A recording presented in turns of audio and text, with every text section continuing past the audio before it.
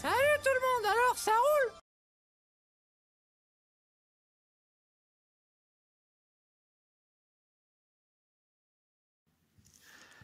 Salut tout le monde. C'est juste un brouillon que j'ai numérisé et que je vous propose. J'ai envie d'appeler ça l'équation. Alors, si tu es mathématicien ou si tu as des notions en mathématiques et que tu vois des énormités, ne viens pas m'insulter, je suis une bille en mathématiques. J'ai juste voulu modéliser avec mes maigres connaissances, hein, et elles sont indigentes, quelque chose. Donc apporte-nous ton savoir, ça serait plus intéressant ou même mieux, prolonge cette équation. Voilà. Cette équation est le fruit d'une de mes réflexions. Ça fait 4 ans que je fais des vidéos, que je réfléchis un petit peu, que je commence à voir ce qui va pas dans ce qu'on appelle le système. Le système, c'est l'ensemble de tout le vivant, qui interagit. Et ouais, les humains, les animaux aussi font partie du système. Ils interagissent avec nous. Tout ce qui est en interaction avec notre système, c'est ça, c'est ce que j'ai appelé système S. Enfin, S. Système, c'est l'ensemble du privé, des acteurs du privé, des acteurs du public, ça peut être des organisations supranationales, et des peuples, PR, PU, PE. C'est juste une base de travail. Tu peux le découper après comme tu veux. Tu peux faire des sous-équations, tu peux faire des équations. D'ailleurs, là, il faudrait, puisqu'il y a une évolution dans le temps, il faudrait que ce soit des systèmes d'équations dynamiques, je ne sais pas comment on appelle ça. Mais tu peux faire des maths avec ça. Tu peux créer des sous-systèmes. S1, S2, S3, etc. Bref, ce n'est pas le propos. La difficulté, c'est de multiplier, c'est de modéliser toutes les influences, toutes les interactions, toutes les pondérations d'interaction, etc., etc. Moi, j'ai mis des multiplications.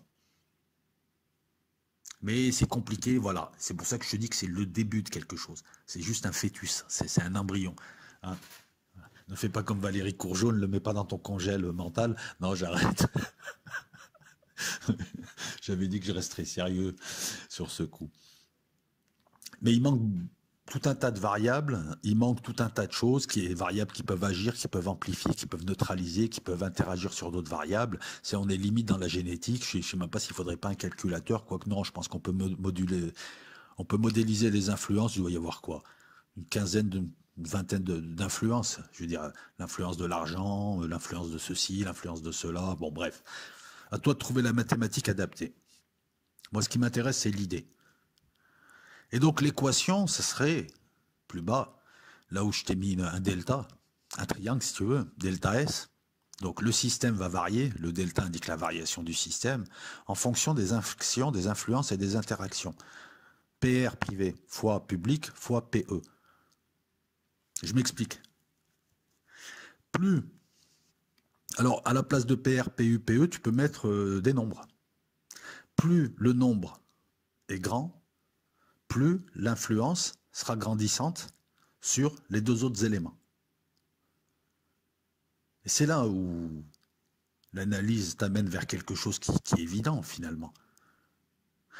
Le privé sera toujours le privé, c'est l'intérêt privé.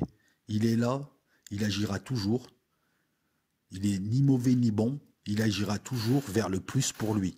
Comme un animal sauvage te mangera au bout d'un moment parce que c'est dans sa nature. On n'est pas dans le bien ou le mal. Donc déjà, c'est la mauvaise loupe. On est sur le mauvais terrain d'analyse. Si tu ne le canalises pas, le privé te bouffe. C'est ce qui se passe actuellement, où les GAFAM sont éditeurs de presse, sont influenceurs, interviennent dans les modes de vie, nous imposent un mode de vie, nous imposent une société future qui sera numérique et totalement numérique, parce que ça les arrange, comme ceux qui avaient le pétrole nous ont imposé une société tout voiture. C'est ça le truc, c'est ça. Voilà, et tout. Donc ce PR-là, si à un moment donné, les deux autres composantes du système s'affaiblissent, lui grossira. C'est un jeu à somme nulle.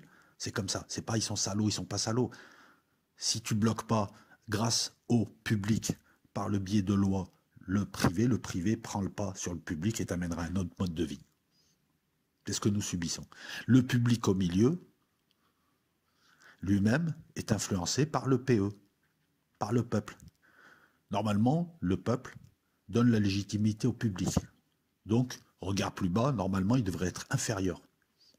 Normalement, PE doit être supérieur à PU, qui doit être supérieur à PR. Ça, c'est le bon dosage. Et l'idéal serait que PE égale PU, c'est-à-dire que le public, ceux qui nous représentent, soit non seulement une émanation totale, mais soit quasiment le peuple. Et pour ça, nous avons un concept juridique qui s'appelle le mandat impératif.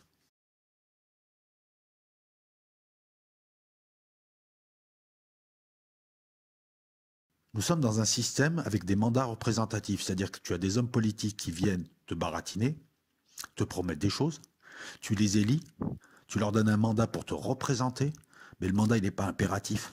Tu nous représentes systématiquement, après, ils décident de tout un tas de choses qui finalement ne nous conviennent pas. Alors tu vas me dire, et donc voilà, donc la faille du mandat représentatif, elle est là. C'est que finalement, il va te représenter, mais mal, quoi. Tu vas lui donner l'idée générale et tu lui dis, allez, dans les grandes lignes, j'aimerais ça, et puis lui, le gars, au final, à la fin, il fait l'inverse de ce que tu voulais. Ça, c'est un mandat représentatif. L'idée, donc, que PE soit PU, soit égal à PU, c'est qu'il y ait une confusion, c'est-à-dire totale, dans le bon sens du terme, qu'on confonde le public avec le peuple. Et pour ça, il faut un mandat impératif. Je t'envoie pour faire ça. Je t'envoie pour sortir l'Angleterre, le Grande-Bretagne de l'Europe. Je t'envoie pour faire ceci. Tu le fais avec cela et tu fais ça et tu dépasses pas ça. Ça, c'est un mandat impératif. Tu le fais, sinon on t'enlève et on en met un autre. Nous avons vu ce type de mandat, politiquement parlant, à de rares époques, parce que les inconvénients, c'est que le mandat représentatif peut donner une certaine souplesse aux politiciens pour gérer la situation en fonction justement de cette situation, de son état. Alors que le mandat impératif ne donne aucune souplesse. C'est si à un moment donné la question ne se pose plus ou il y a un blocage, et le gars il peut rien faire. Il est systématiquement obligé de revenir voir ceux qui l'ont envoyé comme mandataire pour leur demander, ouais mais attends là, tu m'as dit il y avait des blancs et des verts et puis finalement il y a un type, il a un t-shirt jaune, comment je fais? Bon. Chaque chose a ses avantages et ses qualités. Le mandat impératif permet de serrer le type, qui ne puisse pas vriller. Le mandat représentatif lui permet d'avoir une certaine souplesse et d'utiliser ses qualités naturelles pour faire la politique que tu veux. Mais il peut aussi faire la politique que tu ne veux pas. Bref, voilà l'idéal. Tu vois où il y a marqué l'idéal. PE égale PU. Et ils doivent être supérieurs au privé. Aujourd'hui, nous avons le privé qui est beaucoup plus puissant que le public. C'est ce que tu vois à gauche, là où il y a marqué aujourd'hui. PR supérieur à PU, supérieur à P. Et le public, donc, qui est supérieur à P, puisqu'il s'impose à P, il impose, par exemple, les restrictions sanitaires. Tu le vois. Big Pharma impose des vaccins. Tant qu'il n'y a pas ces vaccins, on continue à nous confiner ou à nous restreindre. Voilà. Qui dirige, finalement? Qui dirige, c'est ceux qui fournissent les vaccins, c'est les intérêts privés qui nous ont emmenés vers la solution des vaccins alors qu'il y avait d'autres solutions. En attendant, il y avait d'autres mesures à faire. Et que font les pouvoirs publics? Au lieu d'imposer à PR une politique sanitaire et d'œuvrer aussi pour que nous attendions ces vaccins différemment, ou d'œuvrer pour qu'il y ait autre chose, parce qu'il n'y a pas que les vaccins dans la vie, il y a ce qu'on appelle la prophylaxie. Il y a des mesures d'hygiène, il y a des choses, c'est comme un petit peu ces vaccins qu'on distribue en Afrique par le biais de l'OMS. C'est très critiqué parce qu'il y a d'autres politiques. Il y a la politique de formation, il y a l'accès à l'eau potable, il y a les infrastructures, tout un tas de choses qui font que, tu vois, je te prends un exemple un peu trivial, hein. C'est juste pour te donner une idée. Lorsque les médecins ont commencé à se laver les mains, parce qu'on on ne savait pas encore que les microbes existaient, mais lorsque les médecins ont commencé à se laver les mains, il y a eu moins de bébés morts. Parce que les gars, ils n'avaient pas de germes lorsqu'ils accouchaient les femmes.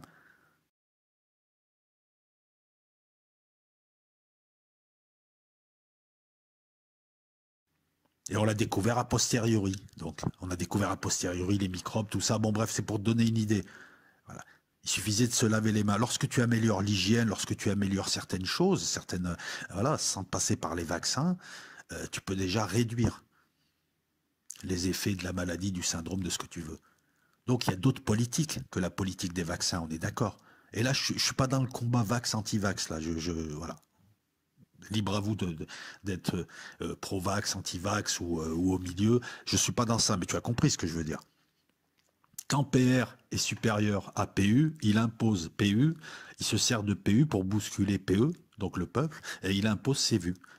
Et on est dans une situation de déséquilibre. Alors qu'il faudrait que ce soit PE qui soit supérieur à PU, et qui domine PU, qui lui-même soit supérieur à PR. Et l'idéal, donc PE égale PU, une émanation directe, mais bon, ça causerait d'autres problèmes ailleurs. Voilà.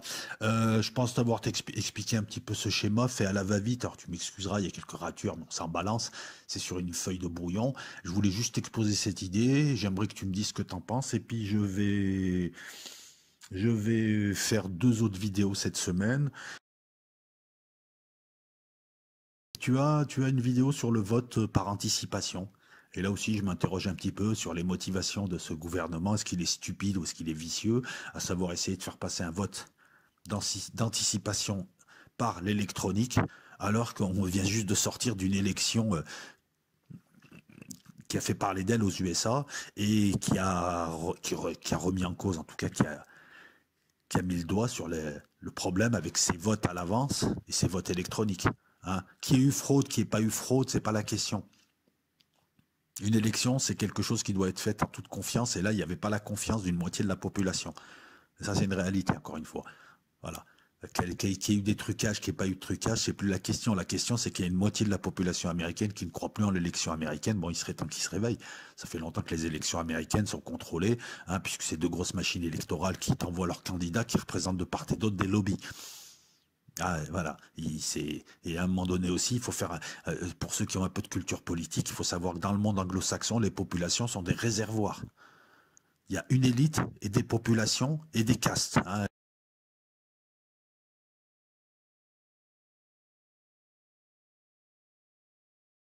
L'Angleterre, par exemple, avec ses nobles, la caste des nobles, et puis en dessous la grosse bourgeoisie, hein, qui a du mal à passer, qui a à être anoblie, hein, et la population à qui il faut donner du football, à qui il faut donner de la Guinness, etc., et qui est là pour travailler, faire de la richesse et se taire. Voilà, donc ça arrive là, quand ça doit arriver. Dernière chose encore une fois, est-ce que je l'ai dit, est-ce que je l'ai pas dit, je ne sais plus. Non, je crois que je ne l'ai pas dit. Je remercie, ça c'est important, je remercie Benoît, Gilbert, Adeline et toi. Voilà, donc tous les PayPalers, hein, franchement, je vous remercie parce que ça permet à la chaîne de tourner. Je m'excuse pour ceux qui sont sur Los Locos et qui me disent il y a trop de pubs. Les amis, la pub c'est chiant. Mais il y a des moyens pour contourner la pub. À vous de comprendre ce que je veux dire par là, je ne peux pas le dire sur YouTube. Voilà, et la pub, c'est ce qui permet à la chaîne de tourner. Je ne veux pas fermer cette chaîne ou vous imposer de payer un... Bah, maintenant, les gars, vous voulez pas de pub? Moi, je l'enlève la pub. Vous mettez tous 1 € par mois, vous inscrivez au Club Rayad et il n'y a pas de problème. Vous voulez que j'impose ça? Il y a peut-être des gens qui n'ont pas ce 1 € par mois. Donc je suis désolé que la pub vous agace, moi aussi la pub m'agace, mais c'est ce qui me permet de gratter 50, 100 €, pas plus. La chaîne c'est ça, hein. C'est les gens qui pensent qu'on s'enrichit, voilà. Et je vous rappelle que ces vidéos-là, elles supposent du travail. C'est pas je rentre au bar, je donne mon avis. Je veux dire, quand je te fais une équation comme ça, tu crois que c'est pas le fruit d'une réflexion? Quand je te fais des vidéos, tu crois que c'est pas le fruit d'un travail derrière? Je crois qu'il y en a je crois qu'il y a des gens qui ont du mal à comprendre que c'est pas on ouvre, on fait un live, on ouvre et on donne notre avis. Derrière, il y a du travail. Parler de mandat impératif, mandat représentatif, aller chercher des idées, c'est pas des copier-coller, ça. Voilà. Ou alors, je vous invite à ouvrir une chaîne et à faire des vidéos pour voir quel est le travail qui est demandé. Alors, on m'a peut-être pas demandé d'ouvrir une chaîne, mais j'ai ouvert une chaîne. Je propose quelque chose pour pouvoir suivre et avoir un certain travail de qualité. Il faut quand même que voilà. Je suis désolé pour la pub. Est-ce que je t'ai tout dit? Non. Il reste encore les Patreons. Il y a 2 Patreons. Moi, je vous invite à aller sur le premier. C'est là où il y a toutes les vidéos. Maintenant, j'ai vu qu'il y avait des gens sur le deuxième. Ne vous désinscrivez pas. Toutes les vidéos du premier sont transvasées sur le deuxième. Comme ça, vous n'avez pas besoin de changer de Patreon. Le Patreon qui fonctionne, c'est le El Loco numéro 1. Là, vous avez une centaine de vidéos. La dernière en date, c'est De Gaulle Trump.